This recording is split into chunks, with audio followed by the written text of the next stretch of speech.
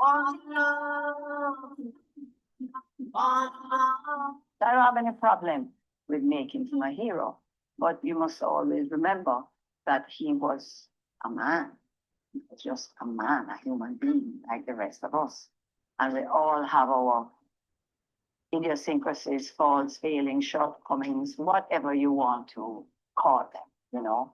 There is no perfect person walking this earth, and there never was.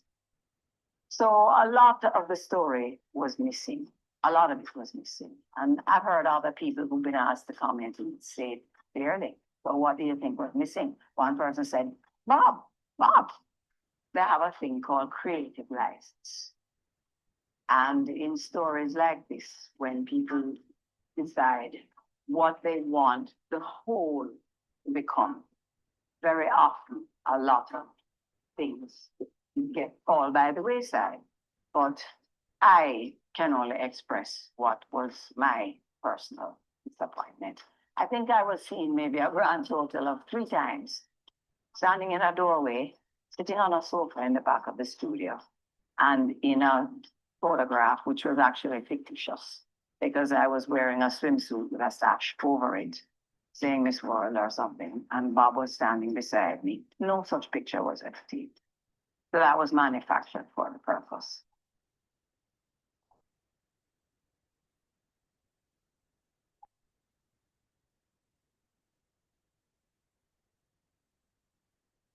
So perhaps they felt that of all the women who had children with Bob, outside children, I actually should probably be grateful that I actually got a look in any at all. But the representation was nothing compared to the actual relationship that we shared.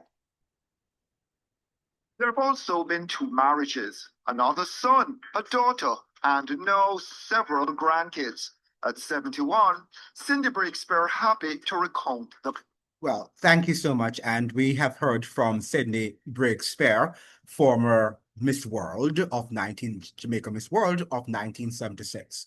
And she has made her pronouncements on a number of things. First, she is particularly unhappy with the One Love movie that was produced last year in Jamaica. I think it was last year, wasn't it? I think it must have been, on Bob Marley, citing Bob's if it's not last year, it was the year before, citing, Bob's life, or recounting Bob's life as it were.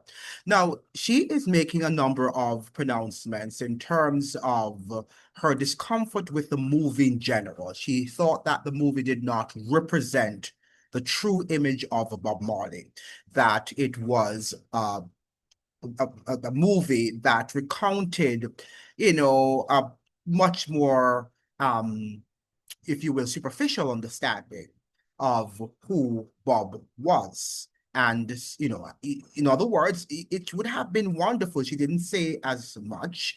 It would have been wonderful if she had been given the opportunity to have been consulted and to share her insights about Bob, since she was a former lover of Bob, and could, could narrate some of Bob's authentic life story. Now, that is something interesting. When she was asked the question of whether or not Bob should become a national hero, even though she says that she doesn't have a problem with it, but notice that she wasn't that excited about, yes, he should, and the government should push that, as many of us are doing. And she's saying we need to be careful and exercise caution in terms of just putting Bob as a national hero, because Bob was an ordinary man. Bob was an ordinary man with his idiosyncrasies, with his shortcomings. Why do we want to elevate everybody that is iconic to the status of a national hero? Why do we like to do these things? Because the media and or politicians, for votes and for recognition, because they're not doing as much, so they have to push this cultural element on the people, and for the people to have some form of patriotism, because the economy is lacking, the social situation in Jamaica is decaying day by day. So it is wonderful, Bob Marley would come as a gift, as a national hero. And that is what people would like to see. But how does Bob becoming a national hero make Jamaica great? Bob's ascension, or lack of ascension, if you will, to the status of national hero is not going to make Jamaica any better. And that is what you have to understand. This is not something that is, because that Jamaica is going to, yeah, we might get more tourists, but who is getting the money, right? And the money doesn't remain in Jamaica. The tourism money does not remain in Jamaica. It goes overseas. So it's not there to build our infrastructure as we would like it to do. Okay, but it was interesting her point that the movie was also not critically acclaimed, and she says that is not her opinion, but it's the opinion of many. That the movie, One Love movie, was not critically acclaimed because it was not authentic. It did not display an authentic recollection of Bob's life. That is important. That's some of the thing that I found very interesting that she says. But we have to begin now to understand that everything in Jamaica is for sale. We had Michael Manley who had said that, Jamaica was not for sale. But after his socialist experiment of the 1970s, and with Edward Seager coming to the seat of the premiership in 1980, and Michael Manley returning in 1989 and beyond, the P.J. Pattersons, the Bruce Goldings, the likes of the Simpson Millers and Hornets, everything is up for sale. All aspects of our culture is up for sale. The sad thing is that many Jamaicans believe when you see these movies on big screens that the monies go into the coffers of Jamaica, but they don't. Notice who were the guests when they were having the premiere of the movie, when the movie was being launched. Notice who were the guests. We had the Prince Harry and Princess Meghan, whatever they call her. All right, and among other very distinguished guests. And Bob was coming from the ghetto life.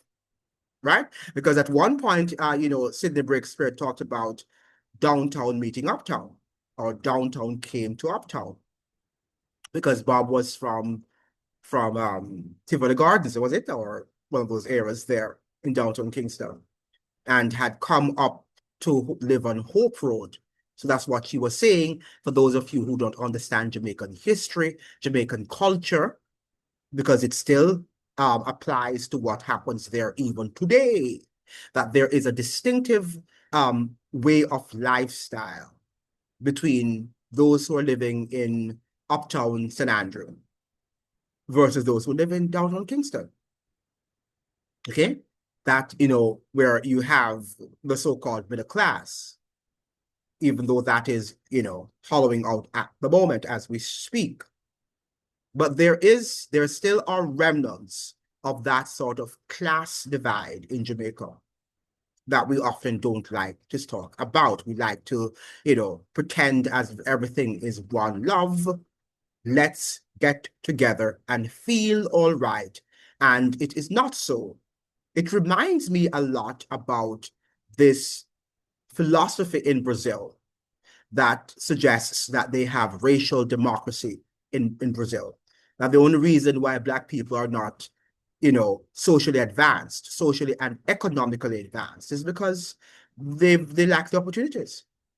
And I always ask them, my 2 times in Brazil, why do they lack the opportunities in terms of educational and economic opportunities?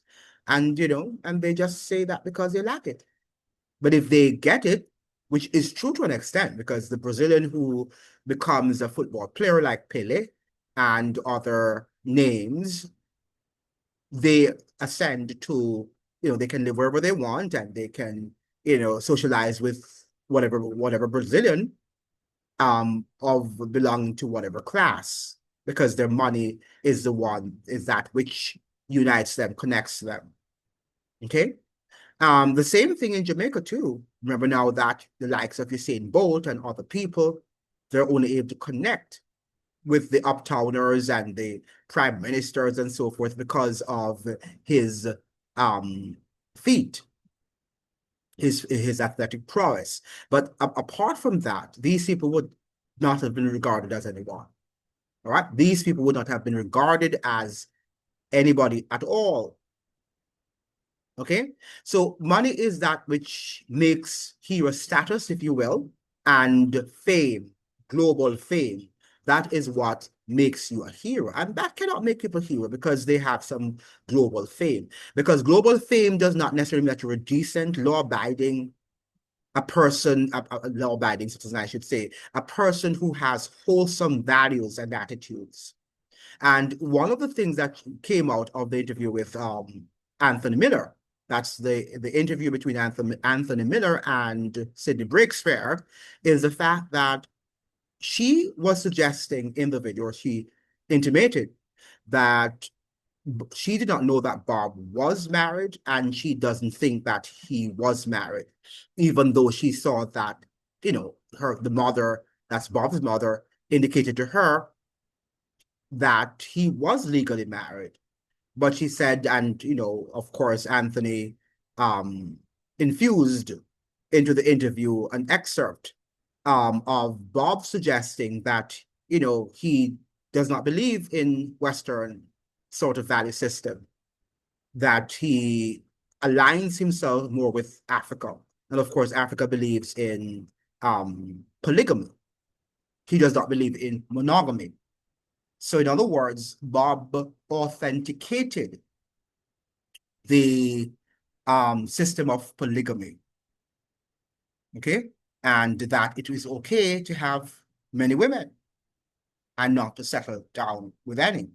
It seems to me that Sydney Breakspeare is that also free-spirited thinker, and she doesn't mind that. So this is controversial right now because the fact of the matter, how can you blame her if she has that value system and Bob is suggesting or suggested then that he was never married, then he was open to all sorts of women. She also made a very interesting point about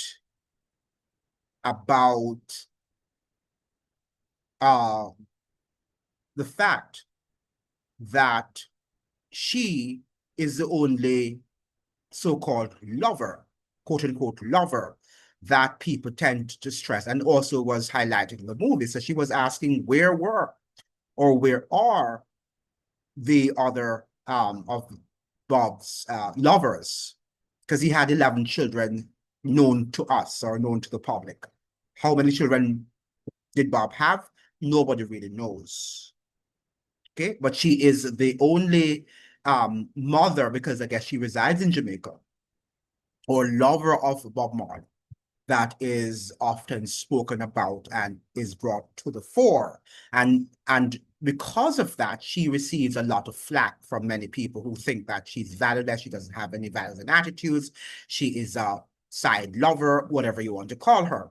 She's a matey, as the word is used in Jamaican lingo. Okay, so that is something interesting. What do you think about it? Do you think that you agree with her that Bob, while she agrees that Bob, if they want to push it, she doesn't have a problem with Bob becoming a national hero, but she did say, and I think she did make a pushback, that we need to understand that Bob was a normal man with his idiosyncrasies, his shortcomings, his failings. But we are the ones who are rushing, and many of us don't even know the man. We only know him through the music that he has sold and that we listen to. But many of us don't even take books up to read about the man and to listen to as many documentaries as we possibly can, so that we can acquaint ourselves and come up with a better understanding of who this man was. All we want to do, we want to join the bandwagon because we're wagonists. And if the majority says he should become a national hero, I am on board. We are wagonists in that country. And it's time now for us to get our acts together and begin to understand that Bob was a normal man. And I agree with Sidney Breakspeare. And I think I agree with her also that they should have consulted and should have had many more Jamaican actors and actresses to have performed the role. I think Breakspeare, Sidney Breakspeare, could have performed. She's very eloquent, as you can see, very classy, and she would have performed her function much better than, or the role, I should say, than whatever actress they chose to have allowed to have played her role, to have played the role of a Sidney Breakspeare in the movie, in The One Love. It would have been more authentic had they consulted her and had they allowed her or asked her if she were willing to play the role of a Sidney Breakspeare, because she is the authentic Sidney Breakspeare, and nobody can play the role that she plays. There, she is uniquely Sidney Breakspeare. Okay, so what do you think? Do you think that Bob should become a national hero? Do you agree with her that, while you might agree, this is nothing like a top agenda that we should be pushing? There are more important matters. Bob was simply a man, someone with his failings and also his shortcomings. Thank you so much for joining. I hope that you'd like, share, and subscribe. Like the videos so the videos can be shared with as many people on the platform. See you in another one. Ciao.